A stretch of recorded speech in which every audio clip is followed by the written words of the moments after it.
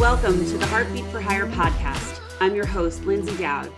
My goal is to help train leaders and sales organizations how to manage and deliver results with empathy, compassion, and kindness. Let's get started.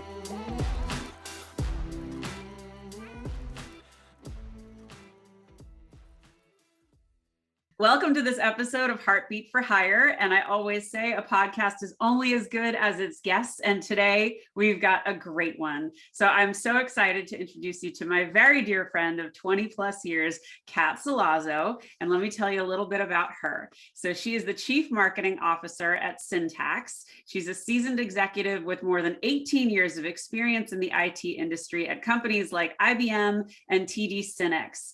Prior to joining SYNNEX, she served as the SVP of Marketing at TD SYNNEX, where she built the first integrated marketing organization with an industry-leading organizational design, digital-first approach, and led the marketing organization through a transformative merger. Serious stuff, guys.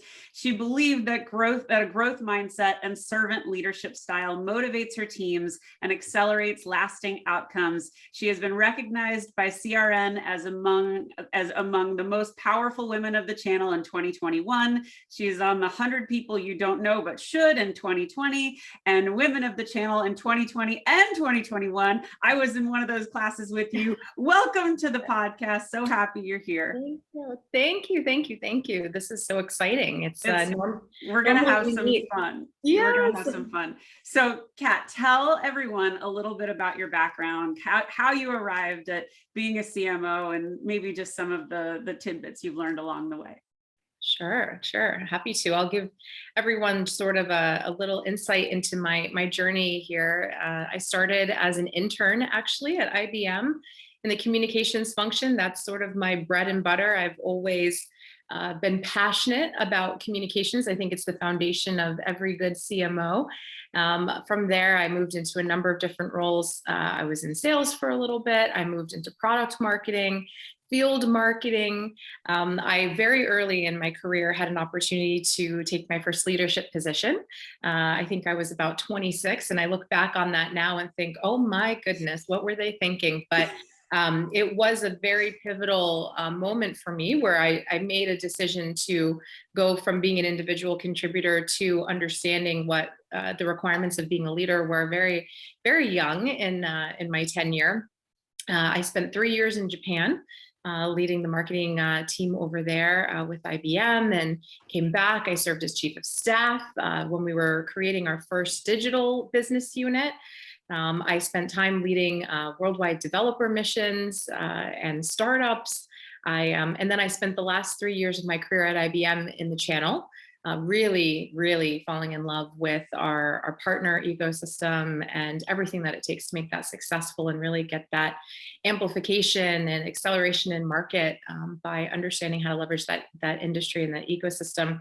From there, I went to a distributor, Tech Data, who had also recently announced a big merger with another distributor in the industry, SYNNEX, and I saw them through the merger. And I've very recently, only 3 weeks ago, arrived at my current CMO position over at SYNNEX, and SYNNEX will sort of round out my trifecta in the channel. I've been on the vendor side now. I've moved to the distributor space, and now I'm on the provider side. So really excited about seeing the industry through all three of those lenses. But as you know, anytime you take a new role, it is a huge focus of mine to make sure that I'm focused on the leadership posture and culture within my organization. So when you asked me to come on, I thought, heck yes, it is. It's totally appropriate based on sort of the season of life that I'm in. So excited. Well, you have such a well-rounded background, and I've had a front row seat to all of it. So it's been a total joy to watch you kind of climb the ranks and land in this amazing spot. So now that you're in this new company and it's been a few weeks, can you share some of your observations? Sure. It's anytime I take a new role, one thing about my history that I think very intimately, as do I, is I've moved quite quickly. Getting to a a CMO position before 40 has been, a lot of learning and a lot of successes and failures. And as you go through all of those successes and failures, you tend to develop this methodology for how you approach a new challenge. And that is exactly where I am right now, which is coming in, learning the business, focusing on my team, really understanding what is behind that first conversation is always really challenging, right? And it does take time to really build that trust and develop a culture and an environment where people feel like they can share with you what's actually happening while learning the business, while developing key relationships, while figuring out where to prioritize and focus your time and your energy. So I am squarely in the middle of that right now. But one thing that I've learned over many, many times of taking on a transformation role is the time I spend developing the culture and the team in the beginning is the greatest investment and payoff that you can have. So, even in some of our recent conversations, that is where I am choosing to focus and really uncover those hidden gems, find areas where maybe we have some gaps and some disconnects, or it's really like this puzzle piece mission and really forensic kind of strategy when you come into a new org. So here I am. Well, you shared something with me and I loved it. It was, you created a template and this was a way to get to know your team. And I loved your approach because there's a lot of ways to do this. And as you said, figuring out who your rock stars are and how your team is stacked and who's got the chops to rise up and who's ready to take on that next challenge and who just needs to go. And can you share what you did? Because I thought this was really smart. Yes, I call it the rapid fire template. And, when you're coming in as a new leader, you're trying to absorb so much information about the portfolio, the leadership, the priorities, the team. And I find that in the first 90 days, I make an effort to meet one-on-one with every person in my organization in some way. And I think depending on the size of your team, that can be very challenging. But I really try to do that. And it's for a number of reasons. One is you're hearing the day-to-day. You are listening from the people who are on the front line, what their challenges are, what type of environment they're working in. So this template has been something that I've used consistently. And there's 6 major parts to the template. And the first is around, what are you working on? Tell me all the things that you're working on. What's going well? I want to see some successes. Where do you feel like we're making progress? What are your blockers? Let's talk openly about where I can help you or where things might be stalled. I ask everyone to comment on their dream for the organization.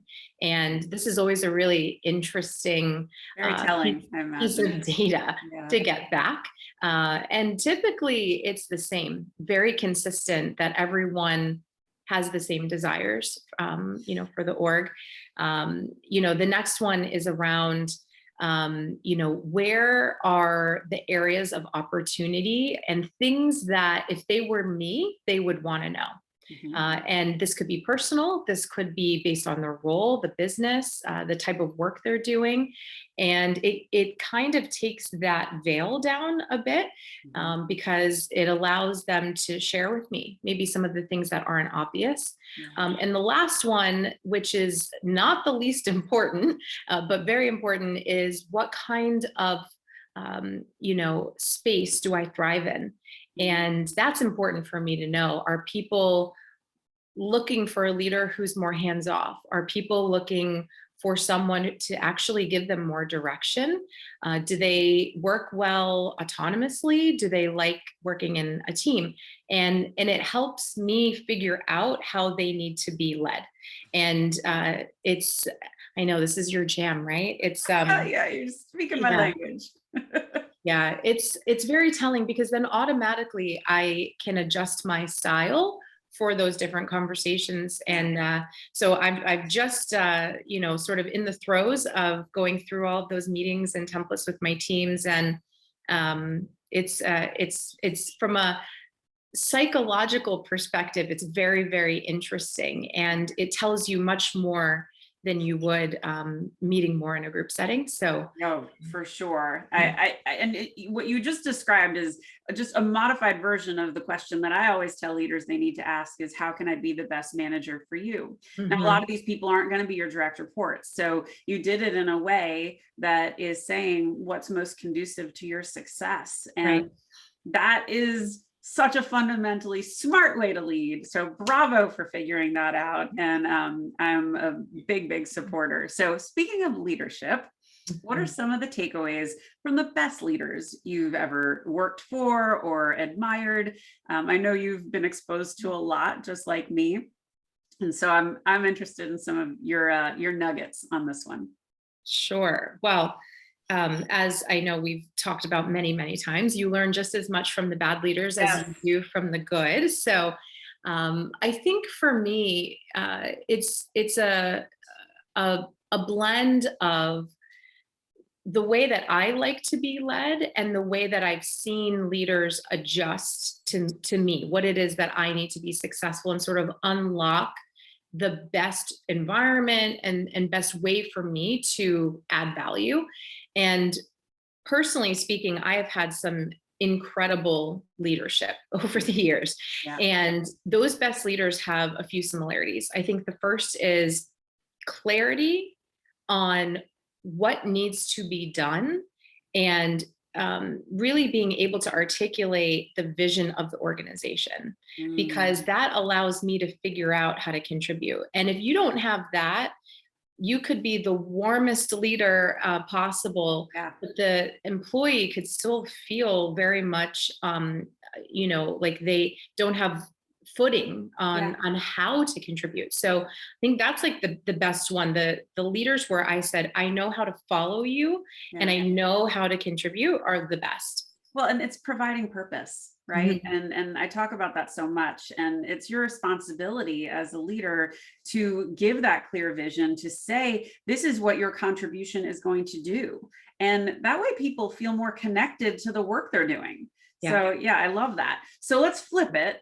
What are some of the worst examples you've ever seen?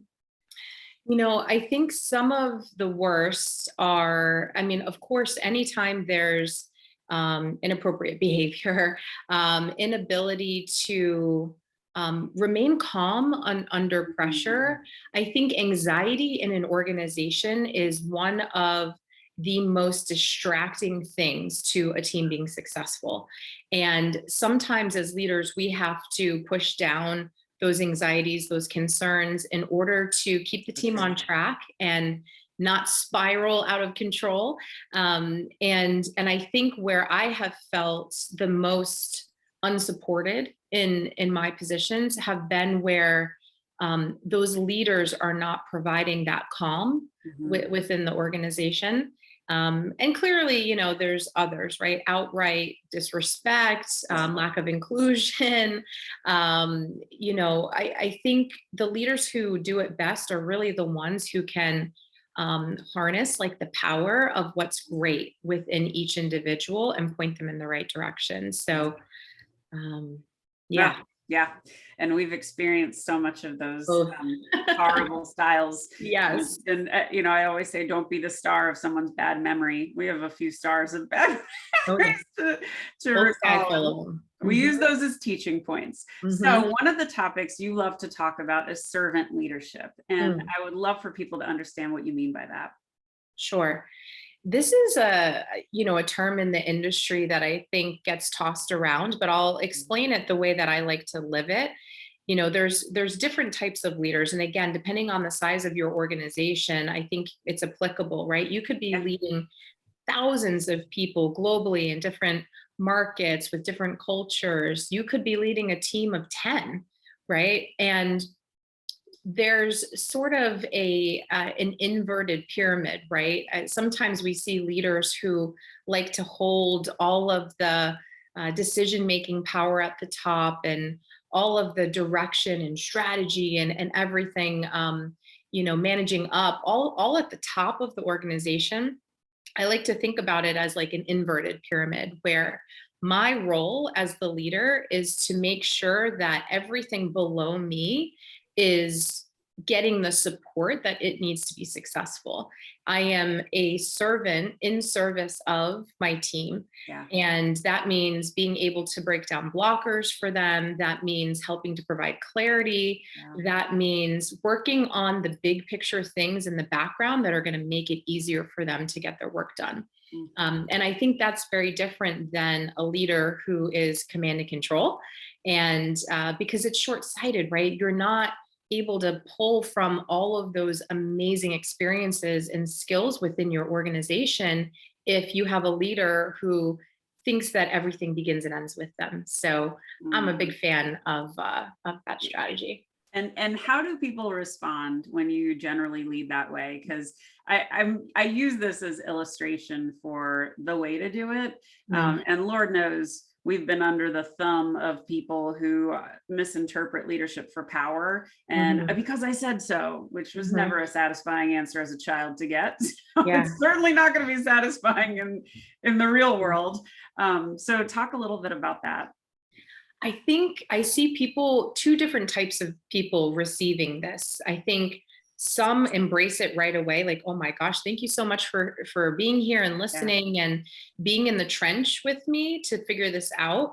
It's not micromanagement. So I think you have to be really careful to not confuse how your time then gets spent. You're there to understand, gather the information that you need, take action, not to be mired down in like the details of the day. So you have to be very clear about what it means to have that servant leadership style. So I think some people are automatically embracing it. Yeah. I've seen many others who don't understand it, and they perceive it to be inspection or involvement, or there's a certain sense of intrusion, I think, because they're not used to having someone being present with them.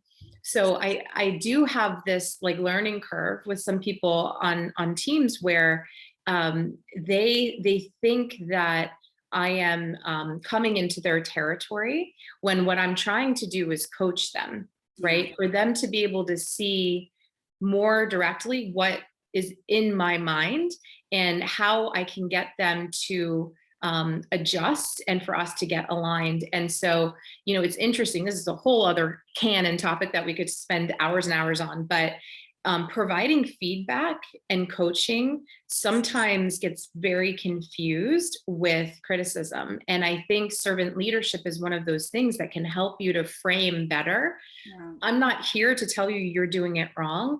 I am here to show you that there's a better way. And I think it takes some people some time to understand that your approach has nothing to do about evaluating what they're doing in a negative light. It's all about helping them rise up in a different way. And sometimes that takes a little bit longer. And I have some of those. So it's, you hit on something, and I just saw it in a post today that not everyone has had the good fortune of working for a great leader, and you can't be what you can't see. So my advice to people when you have a new leader is give them a chance and give them a moment to demonstrate their style to you, because when people can be open, it's really hard to trust if you've had nothing but criticism and micromanagement and a toxic environment. It's super hard to just be like, oh, we got a new leader, I'm ready. Like, people aren't built that way. They're scarred, they're jaded, they're hurt. And so when someone new comes in, it's like, I'll see what she's about. So, those, you got to kind of let your guard down and be open to what is this person about. And you did that so well with your template and saying like this, I want to understand you. I want to know who you are. And that helps you build your team and stack your team appropriately. So I love that. That's good. So let's shift a little. I want to talk about culture, because, I think culture can often be defined by the top, but it's also defined by leaders in general and the people that are in the organization. So share some of your observations on culture, and is it important to you? Oh, hugely important. And it's one of the hardest things to define. It's much more feeling than I don't know, the tactical. I think when you're in a bad culture, and when you're in a good one. And there's so many things that make up sort of the components of what makes it great and good. And for me, culture is when I wake up in the morning and I open my laptop, do I feel like I'm going to a safe place Mhm. where I can bring my whole self, where I feel supported and motivated, and also very clear about how my contributions are part of something greater. And for me, that could be in the way that I work with my teammates. It could be my relationship with my direct line manager. It could be when I present a new idea, how is that accepted or rejected? There's so many elements to what make Yeah. a culture. And I'm always keenly observant, especially when I take a new role, to understand um, its words. It's so much, and I had said this to all of my teams, and if any of my teams see this, they'll probably comment it. But words matter so much that sometimes we're unaware how a choice of a particular word in a particular setting, where there's a tone in place, can really shift a culture in a very positive way or in a very negative way. So I like to document things. Having a social contract with my team where we all agree this is how we're going to work together is critically important. And Love giving that. permission, yeah, giving permission to call each other out when we feel like we're in violation of that contract, and having the accountability. And calling people out, like this is a topic that I talk about a lot. There's a difference between radical candor is not brutal honesty. Mhm. Radical candor is the ability to provide criticism and feedback with a tone of kindness and praise, and there is a better way, as you said before. Mhm. And as long as everyone understands that is the veil that we are seeing this entire effort together with, then it's a safe space Yeah. and people will accept that because it makes them better. But that doesn't come from a leader who's just clobbering you over the head with, you really sucked on that last call. You didn't represent yourself well. You didn't represent the Mhm. company well. Well, how do you think they're going to do on the next one? Mhm. Yeah. They're not going to do well. They're going to be Yeah. anxious as hell. Oh yeah. Yeah. Delivery is the one of the most critical points in leadership, right? You could phrase something 5, 6, 7 different ways, and probably only one of them is actually going to get through to the person who needs to receive that message. And it's different every time, right? What may work with one Doesn't work with the employee other. Yeah. does not work with the other, which is Yeah. why I like to start to understand each of these team members and say, okay, this person is resistant, right? They think I'm placing blame, when what I'm trying to do is help them see that the context in which they're working is actually damaging to them, because Mm. they're not seeing the bigger picture, right? And you have to be very careful to understand each person and like how they're going to receive it, so it's a positive conversation, right? Yeah. Not a negative one. And again, that comes with time, but yeah. Yeah, I agree, and I just applaud you for building this for your team there and for such a great ride. So I want to pivot a little bit to the marketing side of the world. So let's talk a little bit about personal branding, because this is a topic that, at least in my world, became very important to me as I kind of left corporate America and went off on my own. But from a corporate perspective, why does personal branding even matter?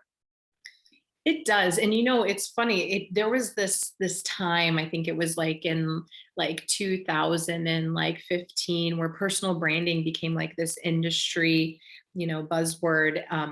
But the truth is, it's still so valuable because there's many elements, right? It's the way that you present yourself when you're speaking to another human, right? Like this, Yep. right? Um, and that's for the masses. There's a way that you're representing yourself when there's only one other person in the room. Mhm. The way that you are building content and your own point of view, Yep. whether that's through social media posts, whether that's through the way that you participate in certain organizations and Yep. agencies, or communities around the world. So all of these things, like your energy, the way you dress, the way you present yourself with your words, and your personal interests with other people, so many things make this up. And So true. I think it's half intention, but it's also awareness of, as you become more confident in who you are as a person, you don't have to try as much Mhm. to have a quote personal brand. You just become a more authentic version of yourself. And I think early in my career, I struggled with that. I Mhm. thought, oh, am I this, powerful woman in tech? Yeah, but also now, I'm a creative. I love painting and pottery. I'm a godmother. I have joined the yacht club. I'm a CMO. It's a part of who I am. Yep. But I think as we look at the full brand of, what we consider in that package, um, the more mature I get in my career, the more those personal elements also come into play. I agree. And I actually heard a quote yesterday that said, your personal brand is what people say when you're not in the room. Mm, And I was like, oh, that's good. I like that because, yeah. you hope that you're associated with the vision you're painting for everybody and what you're putting Mhm. out there. And I think the one message I've said over and over again is you are not your job. You are so much more than that. And that's to your point. You're a multifaceted person.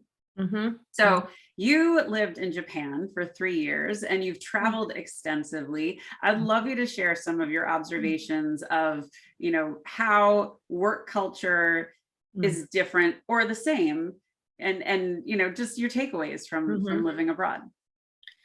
I look back on that experience and I have so much appreciation for those 3 years. The first year I was there, it was supposed to be a 1 year a contract, which turned into three.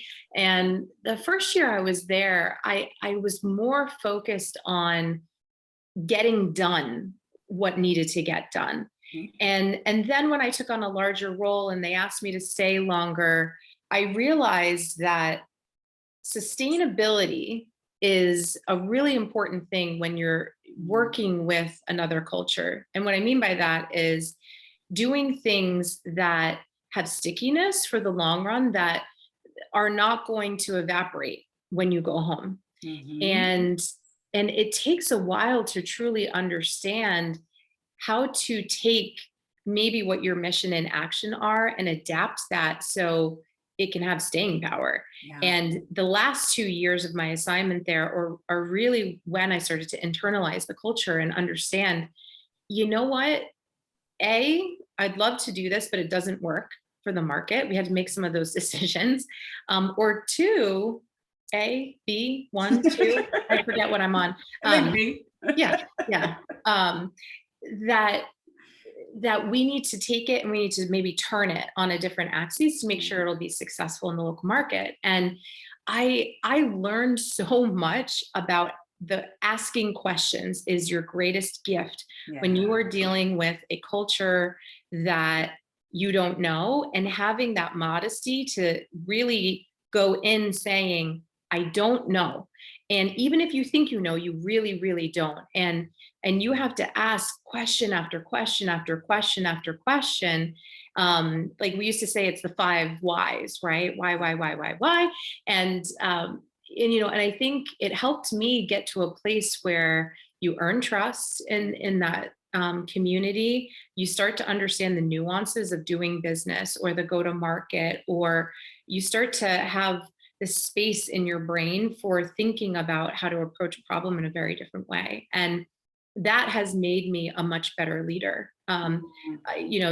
There's times where I deal with other cultures. I do a lot of business in Europe with Germany, very similar to Japan in terms of wanting to put out a refined and perfected product solution into market, right? And it helps me to do business in these different environments. Absolutely. So, one of the best PhDs you could ever get is going and living and immersing yourself in a local, culture. Yeah, that's true. And, my observation of your time there is, and this was going to be, I'm going to bring you back, but the relationships that you created while you were there have continued and stayed with you. And, I'm one of these lucky people that have got to keep you in my life for 20 years. But let's talk a little bit about relationships and friendship at work, because I think for the people that have never had those good experiences,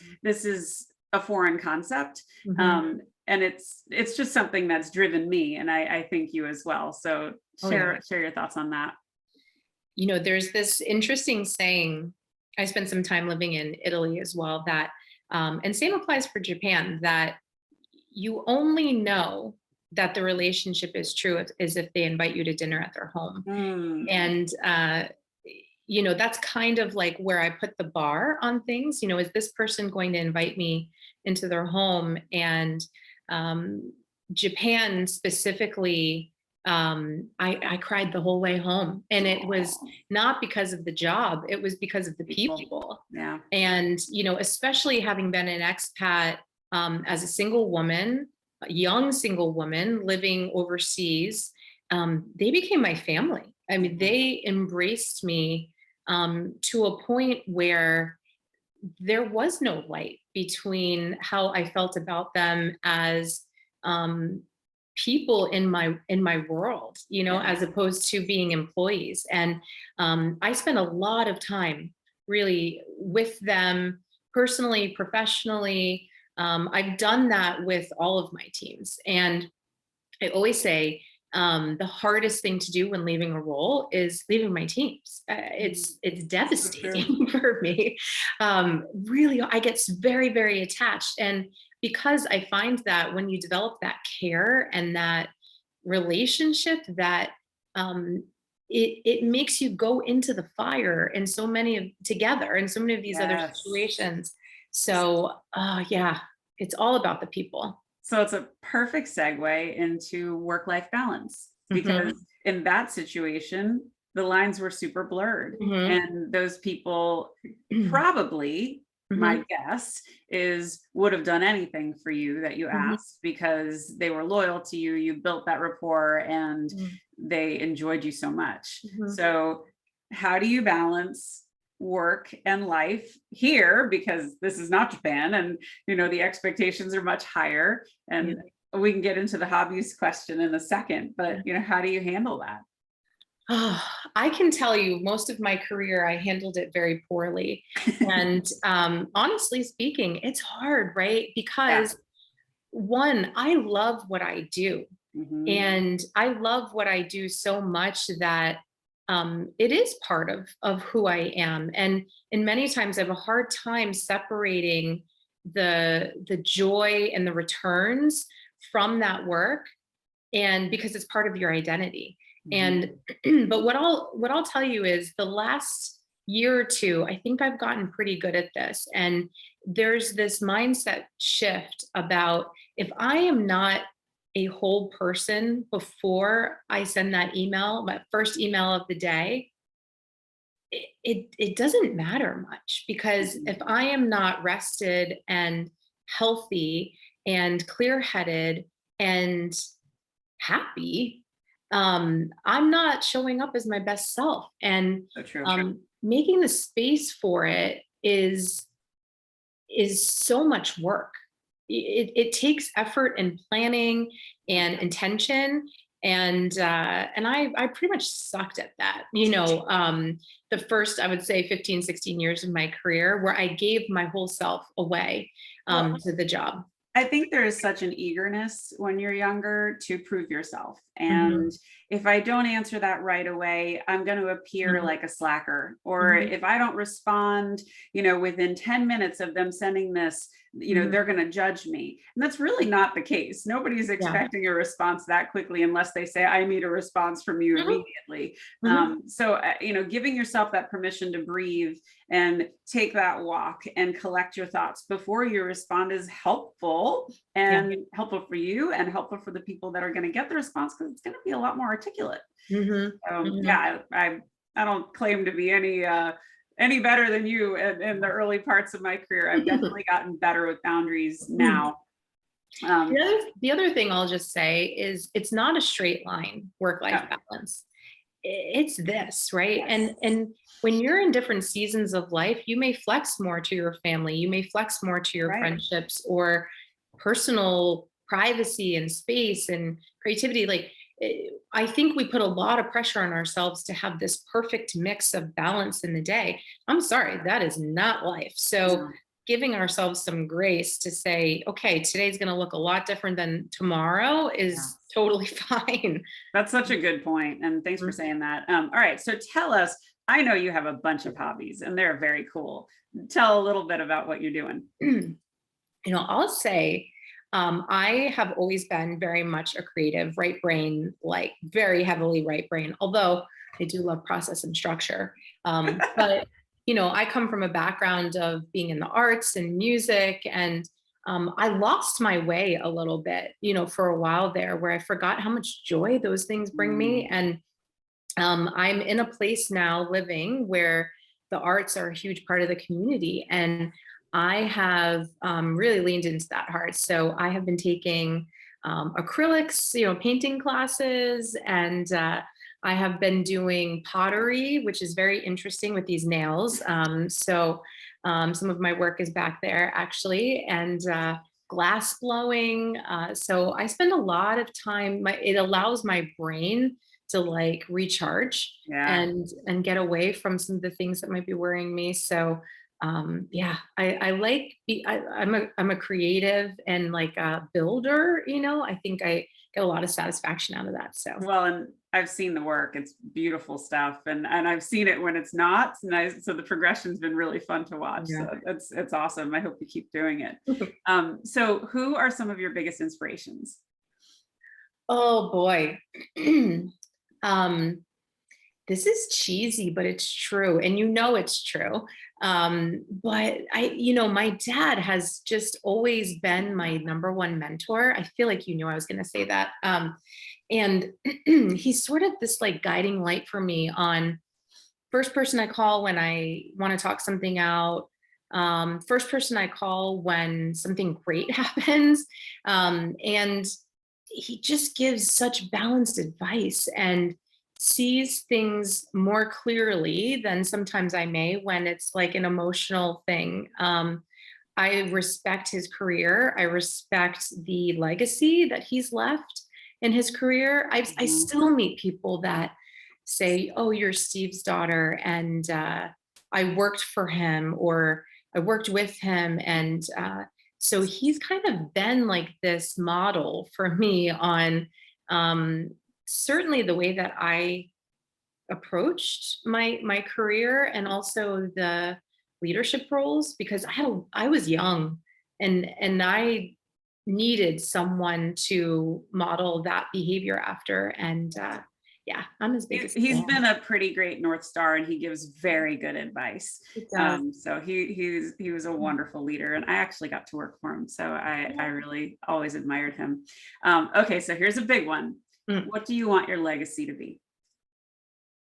Ah, oh man, you give me all like the good juicy ones at the end.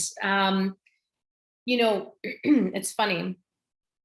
My mom has always had this saying about being not the smartest or the loudest, but the kindest person in the room. And I don't know, it's always resonated so much with me. that if people look back and think, gosh, she was fair and kind, and that I think that would be I would want that to be my legacy. I think. Well, mission accomplished. You're already there. So good job. This has been so much fun. How do people find you? Well, they can find me on LinkedIn. I think that's probably the easiest place. I'm there, and I'd love to connect with everyone. Awesome. Thank you so much for being on the podcast. You're a tremendous guest. And guys, I hope you tune in for another episode of Heartbeat for Hire. Thanks for listening.